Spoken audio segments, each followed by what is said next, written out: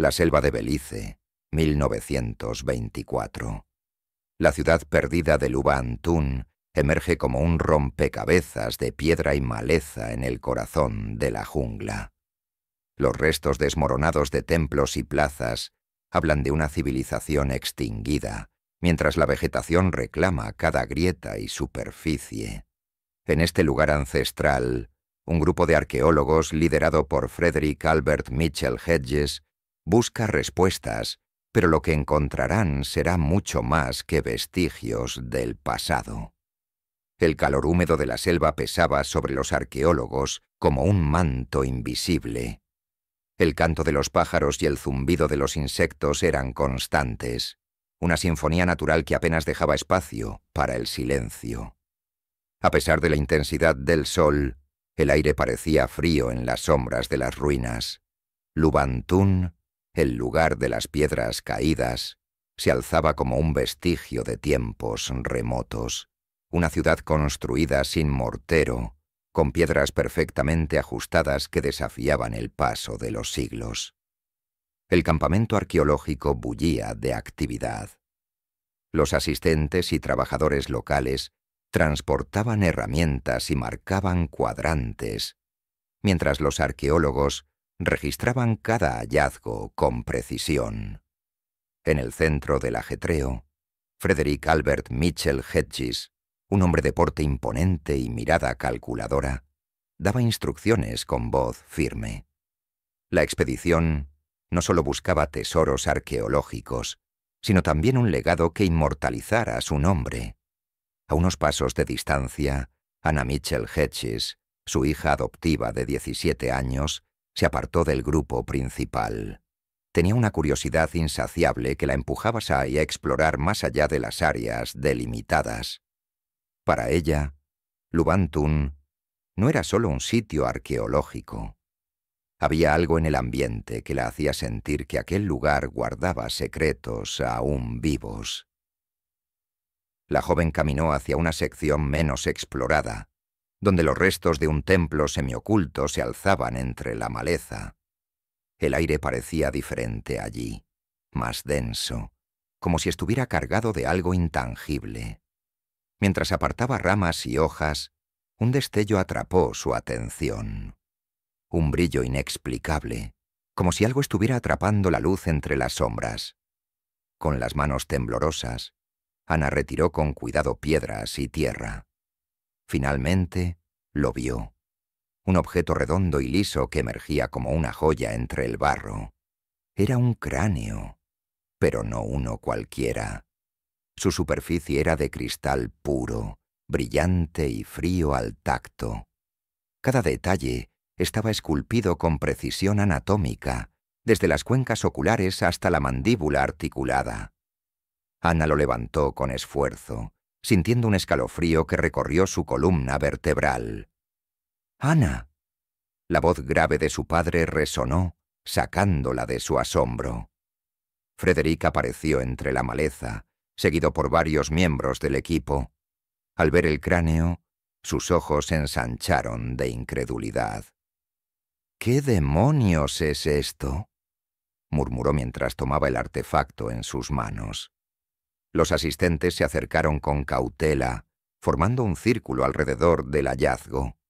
Algunos murmuraban en voz baja, mientras otros intercambiaban miradas incrédulas. Alex Ruiz, el joven guía maya, fue el primero en hablar. «Esto no es algo común», dijo con voz solemne. «Hay historias sobre un cráneo de cristal. Mi abuela decía que era un regalo de los dioses, pero que traía consigo grandes peligros». Elias Carter, un arqueólogo rival de Mitchell Hedges, cruzó los brazos y soltó una carcajada escéptica. «Un regalo de los dioses. Por favor, esto es claramente una falsificación moderna. Los mayas no tenían la tecnología para trabajar el cuarzo de esta manera». «Y, sin embargo, aquí está», replicó Frederick, sin apartar los ojos del cráneo. «Sea lo que sea, su perfección es innegable. Mira la mandíbula articulada, las proporciones. Esto no es una simple curiosidad. Es extraordinario». Elias bufó, pero no añadió nada más. Mientras tanto, Ana no podía apartar la vista del cráneo. Había algo más en él, algo que no podía explicar. Cuando lo había sostenido, había sentido una vibración sutil, como un murmullo lejano que parecía emanar del propio cristal. Esa noche, el cráneo de cristal descansaba sobre una mesa improvisada en el centro del campamento, iluminado por las lámparas de aceite que proyectaban su resplandor en la tienda principal. Los arqueólogos discutían acaloradamente sobre su autenticidad y su posible origen, mientras Ana observaba en silencio desde un rincón. El padre Luis Mendoza, un sacerdote enviado para documentar los aspectos espirituales de la expedición, se inclinó sobre el cráneo, examinando las tallas con una lupa. «Estos grabados no son meramente decorativos», dijo finalmente. «Parecen símbolos relacionados con la cosmología maya. Aquí esta figura podría ser el Hunab-Ku, el dios creador». Frederick asintió, intrigado. «¿Podría haber sido usado en algún tipo de ritual?» «Es posible», respondió Mendoza, aunque su tono denotaba duda. «Pero hay algo en este objeto que me hace pensar que no se limita a su función ceremonial. Es como si tuviera un propósito más grande». En otro rincón de la tienda, Elias se mantenía distante, revisando sus notas con el ceño fruncido. «Todo esto es especulación», dijo, alzando la voz lo suficiente para que todos lo escucharan. «No hay evidencia de que este cráneo sea maya, ni siquiera antiguo. Podría ser una creación moderna. Entonces, ¿cómo explicas su perfección anatómica y la ausencia de marcas de herramientas?», replicó Frederick. Elias no respondió de inmediato, pero su mirada se endureció. Más tarde, cuando todos se retiraron a sus tiendas, Ana se quedó mirando el cráneo desde la distancia.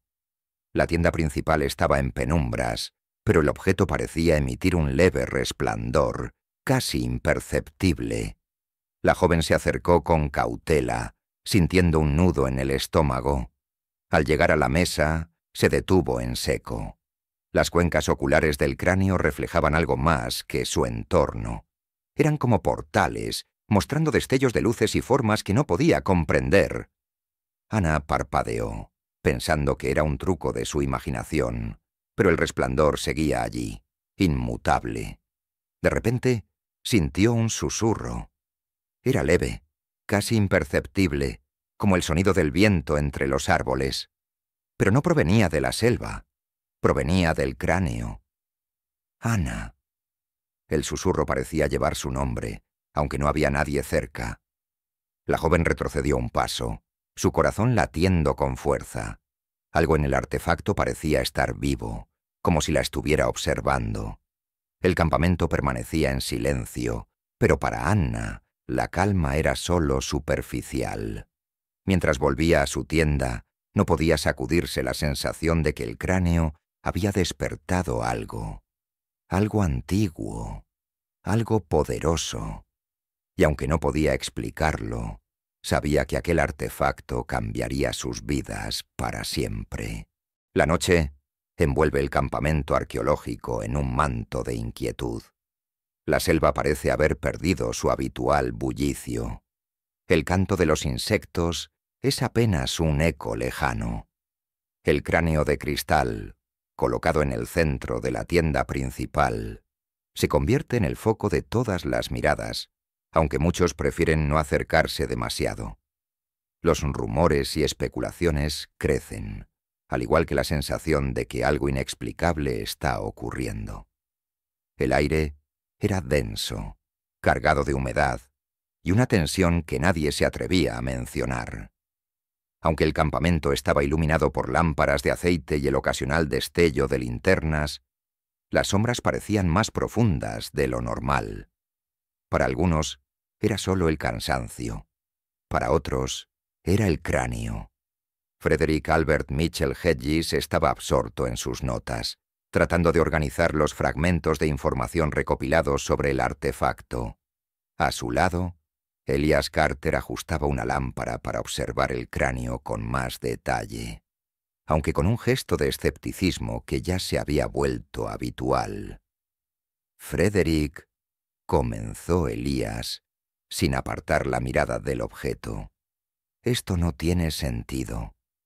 He trabajado con artefactos de cristal antes, pero nunca he visto algo como esto. Si es antiguo, ¿cómo lo hicieron? Y si es moderno, ¿por qué no hay marcas de herramientas?»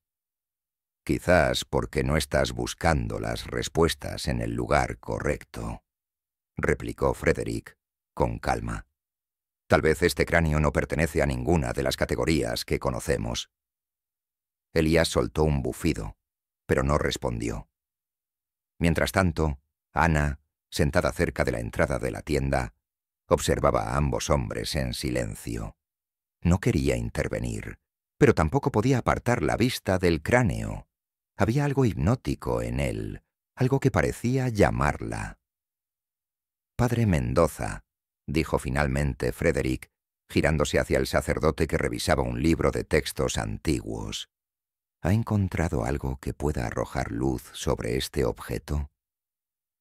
Mendoza levantó la mirada, sus ojos oscuros reflejando tanto curiosidad como cautela. «He estado comparando los grabados con descripciones de artefactos, rituales mayas.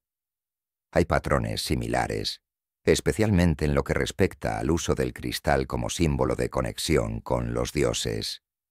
Sin embargo, hay elementos que no encajan. Este cráneo parece más avanzado de lo que cabría esperar». «¿Avanzado cómo?», presionó Elías con una ceja levantada. «El cristal no debería haber sido trabajado de esta manera en la época maya», admitió Mendoza. «Y sin embargo, está aquí». Alex Ruiz, que había permanecido en silencio hasta ese momento, se levantó de su asiento y se acercó al grupo. Su expresión era seria, casi reverente. «Mi abuela solía contar historias sobre un cráneo como este», comenzó, su voz firme pero cargada de respeto. «Decía que era un regalo de los dioses, pero también una advertencia. Según la leyenda, los dioses dejaron 13 cráneos como este en diferentes partes del mundo. Cada uno contiene un fragmento del conocimiento del universo». «¿Y qué pasa si se reúnen?», preguntó Ana, incapaz de contenerse. Alex la miró, sus ojos reflejando una mezcla de miedo y determinación. «Si se reúnen, los secretos del universo serán revelados. Pero también se desatará un poder capaz de destruir todo lo que conocemos. Es por eso que nunca deben ser reunidos». Un silencio, pesado, cayó sobre el grupo. Incluso Elías, siempre escéptico, parecía procesar las palabras de Alex con más seriedad de la habitual. «Son solo cuentos, claro», añadió Alex, como si quisiera aliviar la tensión. Pero su tono sugería que ni él mismo creía del todo en esa afirmación. No satisfecho con las respuestas vagas, Elías decidió realizar un experimento. Colocó el cráneo bajo una lámpara potente y ajustó una serie de espejos para reflejar la luz sobre él desde diferentes ángulos. La idea era analizar cómo la luz se refractaba en el cristal, pero el resultado fue inesperado. Al encender la lámpara, un destello intenso iluminó la tienda. Todos retrocedieron, cegados momentáneamente. Cuando la luz disminuyó, una serie de imágenes comenzaron a aparecer en las paredes de la tienda, como si el cráneo estuviera proyectando algo. Eran figuras humanas danzando alrededor de un altar, envueltas en humo y luz. La escena era vívida, casi como si estuvieran presenciando un ritual en tiempo real. Ana sintió que su corazón se aceleraba. Podía escuchar murmullos, como si las figuras estuvieran susurrando palabras en un idioma antiguo. «¿Qué es esto?», preguntó Elías, retrocediendo un paso. Por primera vez, su voz tenía un matiz de inquietud. «Un eco», dijo Mendoza, casi en un susurro. «Un eco del pasado». La proyección desapareció tan repentinamente como había aparecido. dejando al grupo en un silencio absoluto. Frederick fue el primero en hablar. «Esto no puede ser una coincidencia. Este objeto tiene un propósito. Es más que un artefacto». Esa noche, mientras los demás discutían o intentaban dormir, Ana se encontró de nuevo atraída por el cráneo. No sabía si era curiosidad o algo más profundo, pero se acercó a la tienda principal, donde el artefacto descansaba en la penumbra. Cuando estuvo frente a él, ocurrió algo inesperado. Las cuencas oculares del cráneo parecieron iluminarse, proyectando un tenue resplandor azul. Ana sintió que el tiempo se ralentizaba. De repente, ya no estaba en la tienda. Estaba en un lugar completamente diferente. Un vasto cielo estrellado se extendía sobre ella, salpicado de constelaciones que no reconocía. A lo lejos, una ciudad luminosa flotaba sobre una superficie negra y brillante, como un mar infinito. Había figuras allí, seres altos y esbeltos envueltos en una luz dorada. No podía distinguir sus rostros, pero sentía su mirada. «Ana». Una voz resonó en su mente, suave pero poderosa. «El conocimiento tiene un precio. ¿Estás preparada para lo que está por venir?» Antes de que pudiera responder, todo desapareció. Ana se encontró de nuevo en la tienda, su respiración acelerada y el corazón latiendo con fuerza. Miró al cráneo, que ahora parecía inerte, como si nada hubiera ocurrido. Cuando regresó a su tienda, Ana sabía que no podía ignorar lo que había visto. El cráneo no era solo un objeto arqueológico. Era una puerta hacia algo más grande, más antiguo y posiblemente más peligroso de lo que podía comprender. En su mente resonaban las palabras que había escuchado. El conocimiento tiene un precio. Y aunque no sabía cuál sería ese precio, sentía que ya había comenzado a pagarlo. El amanecer en Lubantún trae consigo una calma engañosa. El campamento arqueológico parece regresar a su rutina habitual, pero las tensiones latentes entre los miembros del equipo y los efectos inexplicables del cráneo empiezan a fracturar la aparente normalidad. Los susurros de la selva y los fenómenos enigmáticos crean un ambiente cargado de incertidumbre. El primer rayo de sol atravesó la selva, iluminando el campamento con una calidez que contrastaba con la frialdad que Ana había sentido durante toda la noche. Mientras los trabajadores locales reiniciaban sus actividades, ella permanecía sentada en silencio frente a su tienda, repasando mentalmente la visión que había experimentado. Cada detalle seguía grabado en su mente: las constelaciones desconocidas, la ciudad flotante y aquella voz que había hablado directamente a su alma. ¿Dormiste algo? La voz de Frederick la sacó de sus pensamientos. Su padre adoptivo se acercó con una taza de café en la mano, observándola con una mezcla de preocupación y curiosidad. «No mucho», admitió Ana, bajando la mirada. No estaba lista para compartir lo que había visto, ni siquiera con él. Frederick asintió, aparentemente aceptando su silencio. «Estamos entrando en territorio desconocido, Ana. Si hay algo que te preocupe, quiero que me lo digas». Ella solo asintió, pero sus pensamientos estaban lejos, atrapados entre el misterio del cráneo y la creciente sensación de que algo estaba a punto de cambiar para siempre. Mientras el equipo se dispersaba para continuar las excavaciones, Alex Ruiz y padre Luis Mendoza exploraron una sección de las ruinas que había sido pasada por alto hasta entonces. Las piedras, cubiertas de musgo y raíces, revelaban petroglifos que parecían narrar una historia olvidada. «Esto es interesante», dijo Mendoza, señalando un conjunto de símbolos grabados en un muro derrumbado. Representan figuras humanas, sosteniendo lo que parecen ser cráneos de cristal. Pero hay algo más. Estos glifos no son completamente mayas. Alex frunció el ceño mientras inspeccionaba los grabados. «Hay una mezcla de estilos», señaló. «Algunos símbolos parecen venir de una tradición más antigua, quizás olmeca, pero aquí...» Tocó una figura central que mostraba la tez a un ser alargado y luminoso entregando un objeto a un grupo de humanos. «Esto no es humano». «¿Un dios?», preguntó Mendoza, su voz apenas un susurro. «Quizás», respondió Alex, aunque su tono reflejaba dudas. «O algo que los antiguos consideraron como tal». Mientras tanto, en el campamento, Elias Carter continuaba su cruzada por desacreditar el cráneo. Utilizando un microscopio portátil, intentó encontrar pruebas que revelaran que era una falsificación moderna. Sin embargo, cuanto más lo analizaba, más inconsistencias encontraba. Las estructuras internas del cristal no se alineaban con ninguna técnica conocida de tallado, y la ausencia de marcas de herramientas seguía desconcertándolo. «Esto no tiene sentido», murmuró para sí mismo, su frustración evidente. «¿Finalmente aceptas que es auténtico?», preguntó Frederick acercándose con una sonrisa sarcástica.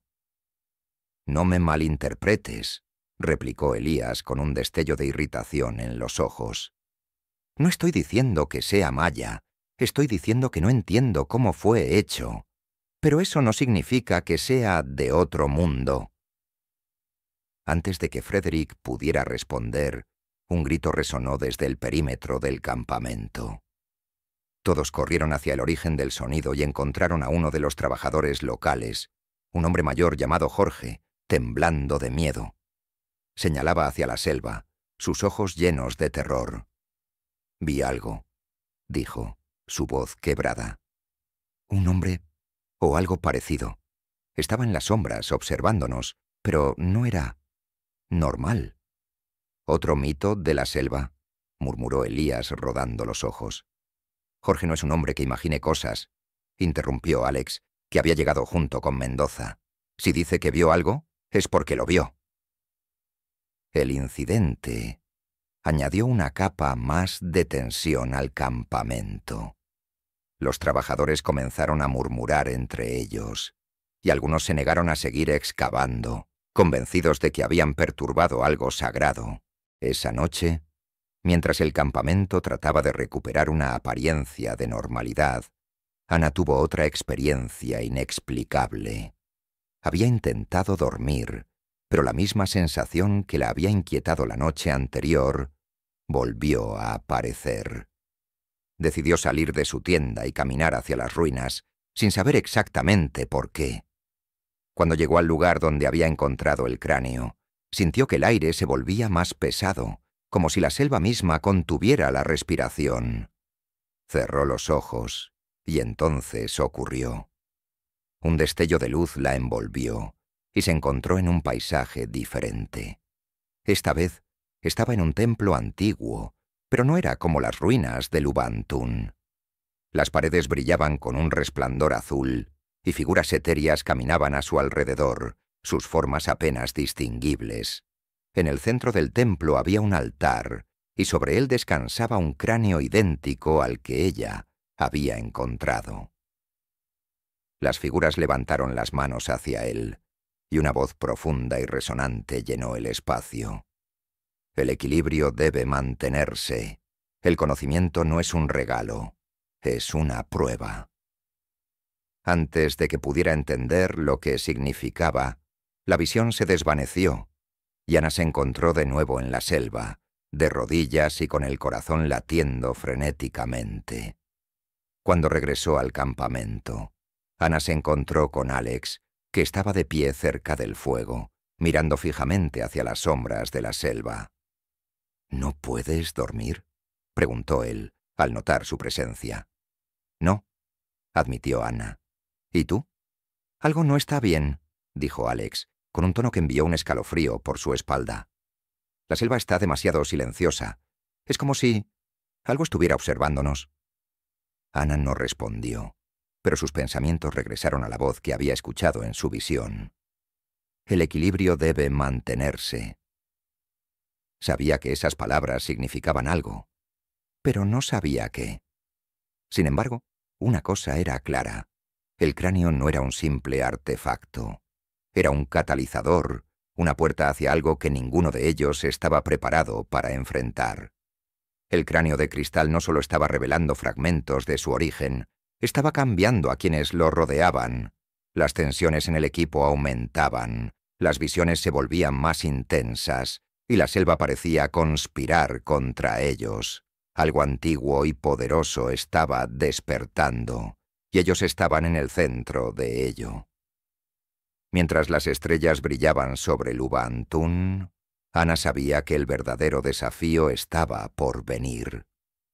Y no estaba segura de si todos sobrevivirían para enfrentarlo.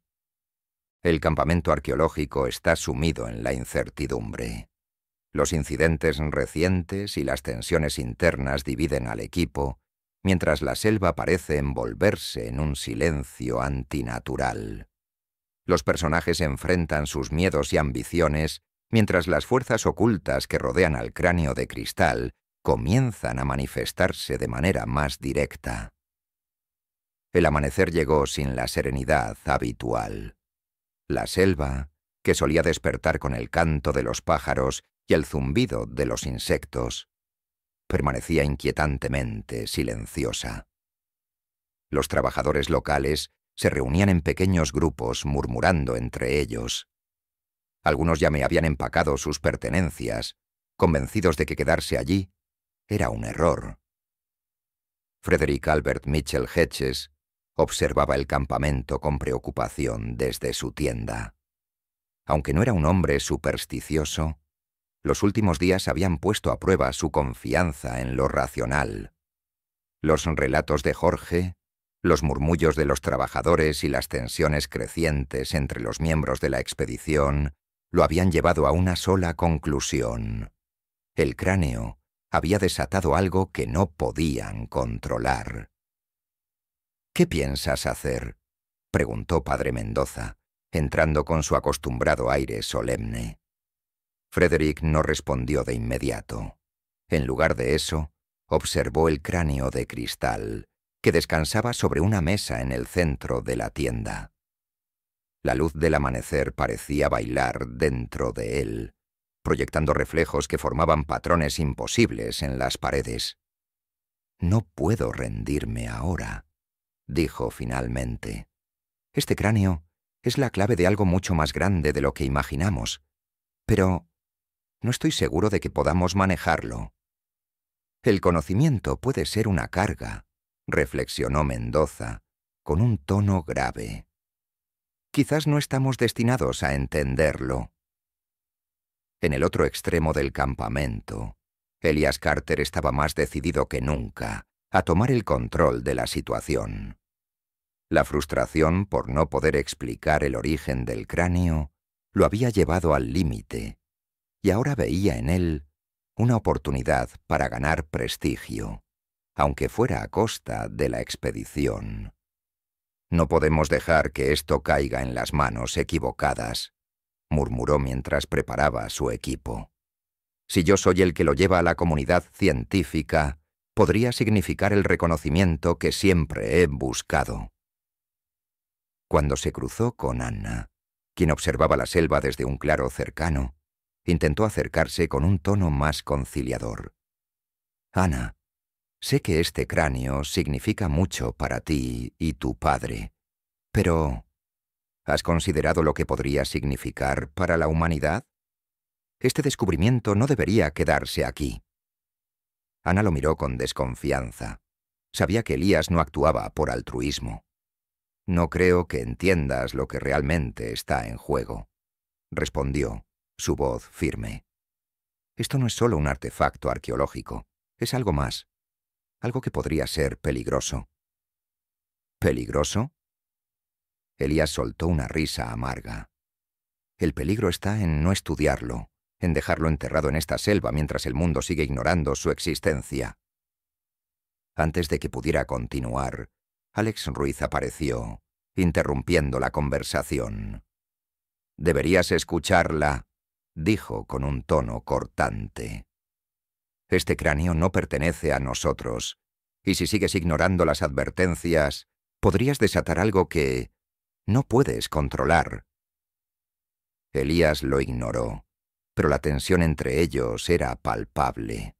Cada miembro del equipo parecía estar tomando partido, y el campamento se fracturaba bajo el peso del misterio. Mientras el día avanzaba, Mendoza y Alex decidieron regresar a las ruinas para continuar investigando los petroglifos. Ana, incapaz de ignorar la sensación de que el cráneo estaba conectado con las leyendas que Alex había mencionado, los acompañó. En lo profundo de las ruinas, encontraron un altar parcialmente enterrado.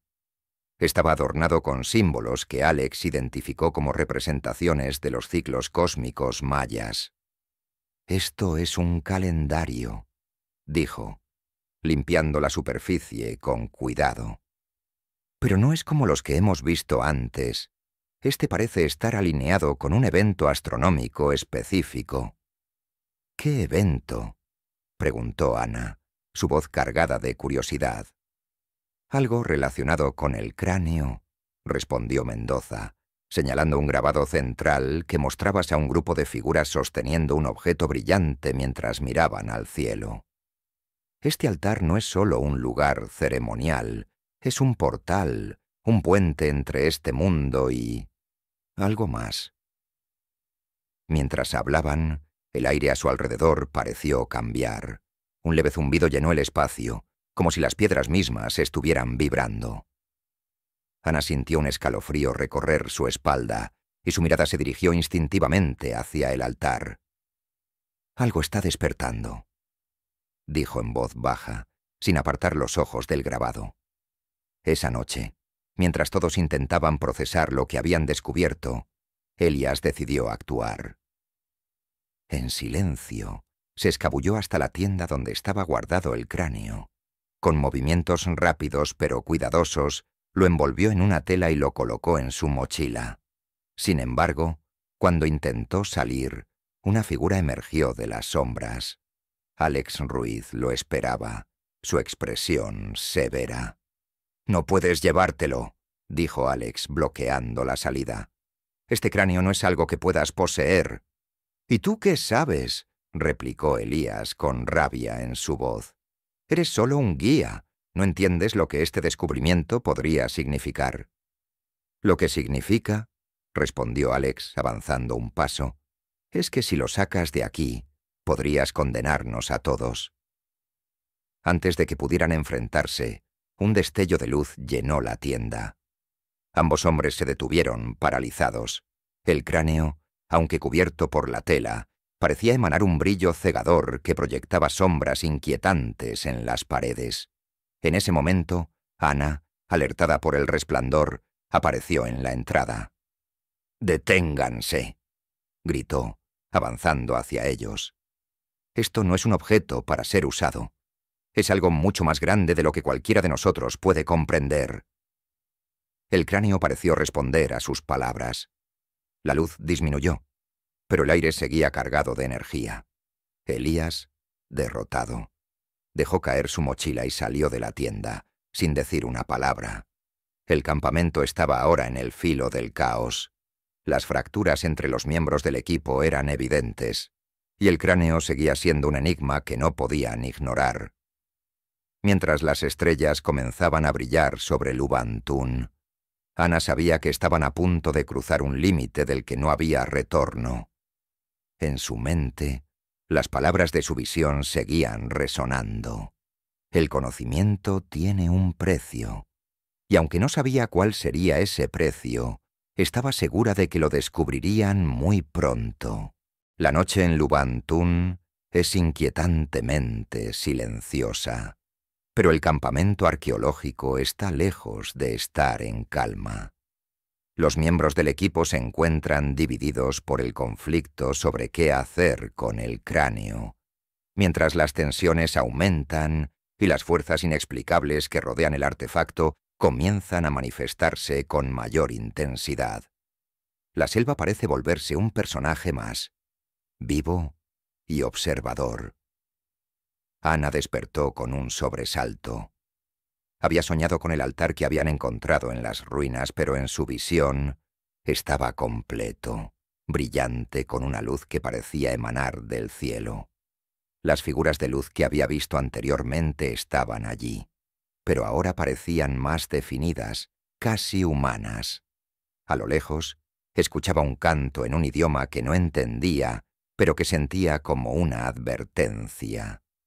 Se levantó de su cama improvisada y salió al aire fresco. El campamento estaba cubierto de una neblina ligera y el cielo estaba oscurecido por nubes que ocultaban las estrellas. La selva, que normalmente vibraba con los sonidos de la vida nocturna, estaba extrañamente muda. Algo estaba mal. Desde el centro del campamento, un destello de luz llamó su atención. Corrió hacia la tienda principal y encontró a Frederick y Padre Mendoza, observando el cráneo. Ambos parecían estar absortos, como si el artefacto los hubiera hipnotizado. «El cráneo está reaccionando a algo», dijo Mendoza, sin apartar la mirada. «Es como si supiera que nos estamos acercando a la verdad». «¿Qué verdad?», preguntó Anna, su voz cargada de temor y frustración. «Que no pertenece aquí», respondió su padre, «y que tal vez nunca debimos haberlo desenterrado». Mientras tanto, Alex Ruiz, que había estado patrullando el perímetro del campamento, regresó corriendo, su rostro pálido por el miedo. «Algo se está moviendo en la selva», dijo, su voz tensa. «No sé qué es, pero no está solo». Elías, que estaba cerca, soltó un bufido de incredulidad. «¿Ahora también estamos lidiando con fantasmas en la jungla? Esto es ridículo». «Cállate», espetó Alex, su tono más severo de lo habitual. «No es algo que puedas entender, Carter, pero te aseguro que no es un juego». Antes de que nadie pudiera responder, un grito agudo rompió el silencio. Venía de la dirección de las ruinas. El equipo se quedó paralizado por un momento, pero luego Frederick tomó la iniciativa. «Tomen linternas y síganme. No podemos ignorarlo». El grupo llegó al altar que Ana, Mendoza y Alex habían descubierto previamente. Esta vez parecía diferente. La piedra brillaba con un resplandor tenue, como si estuviera cargada de energía. Los grabados, que antes parecían simples símbolos, ahora brillaban con un azul pálido, emitiendo un zumbido bajo que se sentía más que se escuchaba. «Esto no estaba así antes», dijo Ana, con la voz temblorosa. «No», respondió Alex, «está despertando». Elías, sin embargo, no estaba convencido. «Esto tiene que ser algún tipo de reacción química, tal vez minerales en la piedra». Antes de que pudiera terminar, el cráneo en manos de Frederick comenzó a brillar intensamente. El resplandor aumentó hasta que el grupo tuvo que apartar la mirada. Entonces, sin previo aviso, una figura de luz apareció sobre el altar. Era humanoide, pero claramente no humano. Su forma era alta y delgada, con un brillo dorado que parecía fluir como un líquido alrededor de su cuerpo. La figura no habló, pero su presencia era abrumadora. Ana sintió una oleada de emociones, miedo, asombro y una conexión inexplicable. La figura alzó una mano y señaló el cráneo, que ahora parecía flotar sobre el altar. «El equilibrio debe mantenerse», dijo una voz profunda, resonando en sus mentes en lugar de sus oídos. «El conocimiento que buscan tiene un precio. Si cruzan este umbral, no hay vuelta atrás».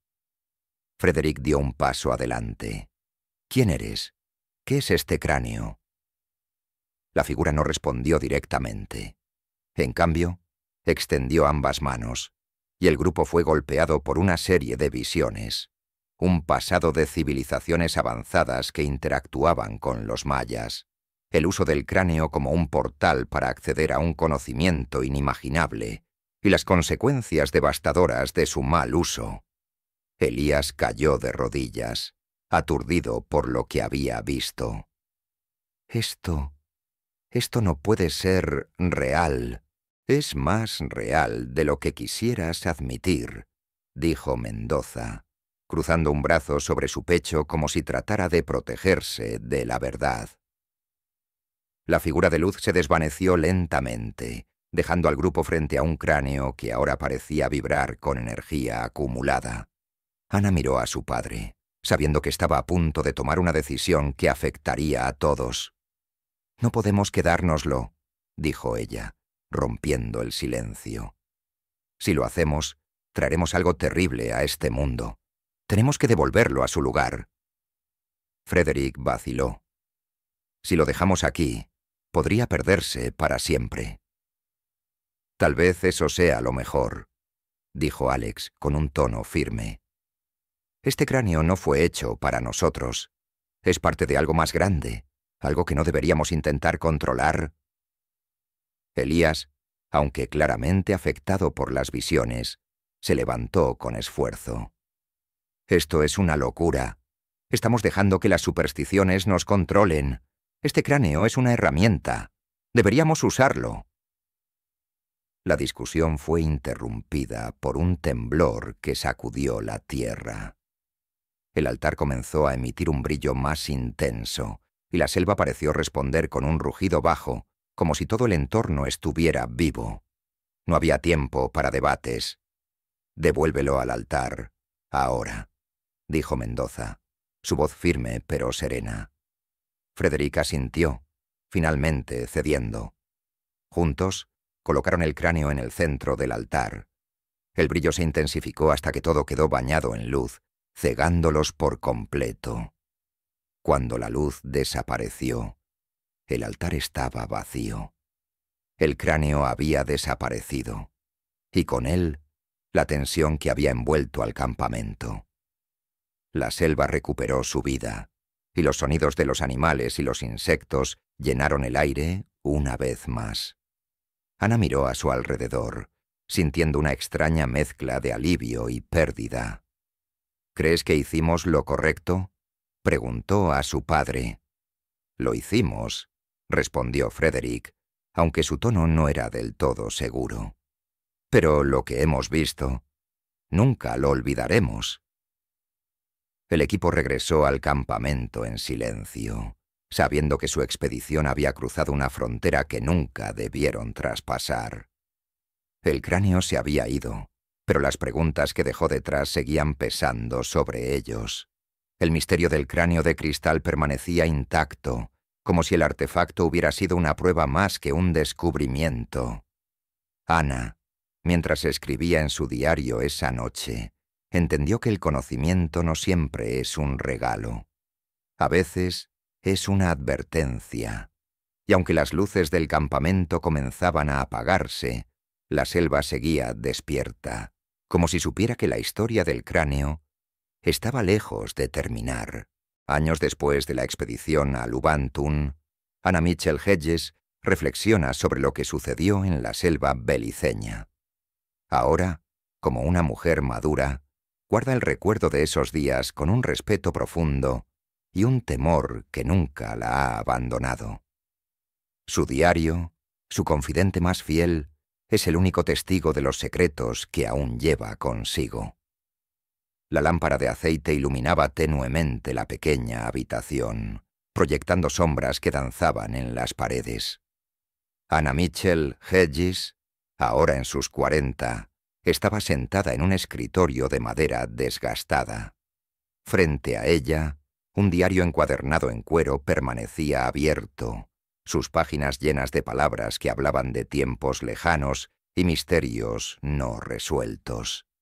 Su mano temblorosa recorrió las líneas escritas años atrás, transportándola de regreso a Lubantún, a las ruinas cubiertas de maleza, al calor sofocante de la selva y a aquella noche en que el cráneo de cristal desapareció del altar en un destello de luz.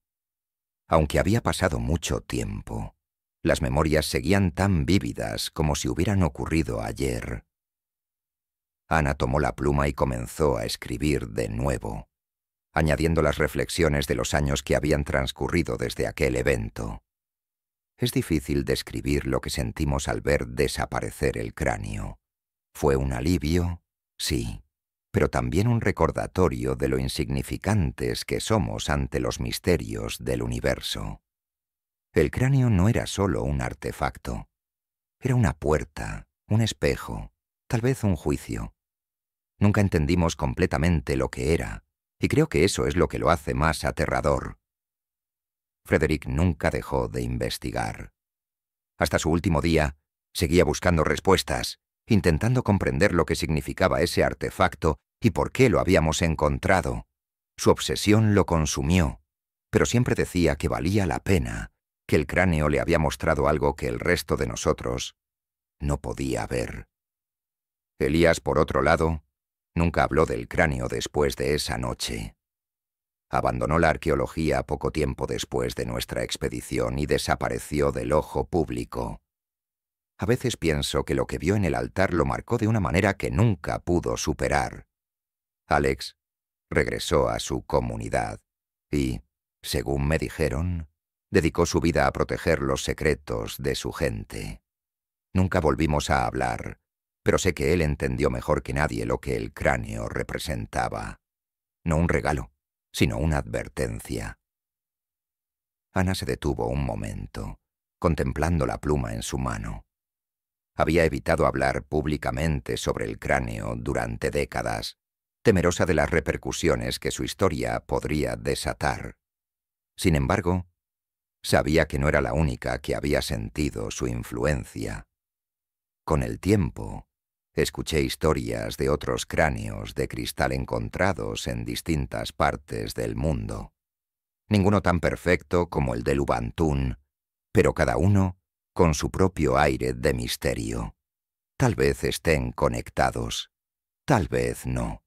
Lo único que sé es que no están destinados a nosotros.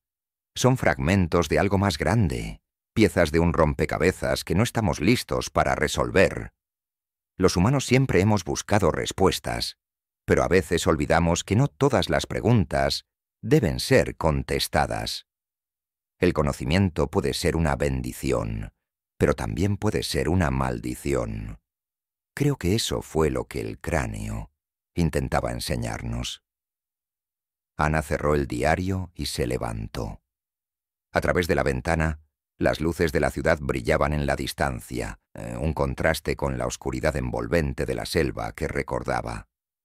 Aunque el cráneo había desaparecido, su impacto seguía vivo, no solo en su mente, sino en la humanidad misma. Antes de apagar la lámpara, susurró, como si estuviera hablándole al vacío. El conocimiento tiene un precio. Era una verdad que había aprendido a la fuerza y que esperaba que otros entendieran antes de que fuera demasiado tarde. Mientras apagaba la luz y se retiraba a su cama, Ana sabía que la historia del cráneo de cristal no había terminado. Los ecos de su presencia seguían resonando, invisibles pero palpables, esperando el momento adecuado para volver a ser escuchados.